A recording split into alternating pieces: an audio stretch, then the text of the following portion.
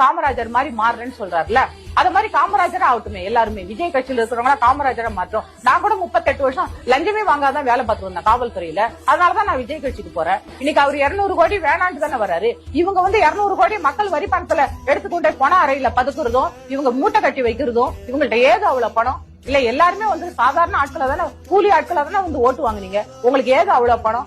வருமானத்துக்கு மீறி சொத்து சம்பாதிச்சாச்சு.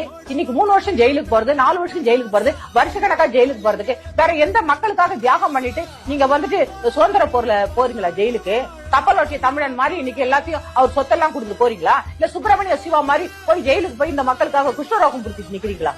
ஊர்ல அவ்வளத்தையும் இன்னைக்கு இந்த இங்கிலீஷ்காரங்களை எதிர்த்து இன்னைக்கு நம்மளுடைய தியாகிகள் இன்னைக்கு போராடி இன்னைக்கு சுதந்திரத்தை நம்ம கையில வாங்கி கொடுத்தாங்க.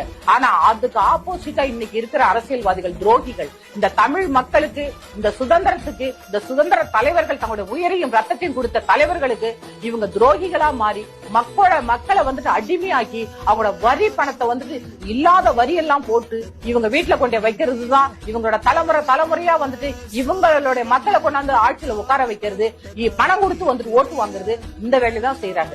அதை எதிர்த்து போராடுறதுக்கு தான் இன்னைக்கு விஜய் வந்திருக்கிறாரு. இந்த ஜெனரேஷனாச்சும் இன்னைக்கு ஒரு விஜய்ங்கிற ஒரு நல்லவரை கையில எடுத்துட்டு இனிமே நாங்க படிச்சிருக்கிறோம், எங்களுக்கு வேலை கொடுங்க, நாங்க உங்களோட நிக்கிறோம்னு வரக்கூடிய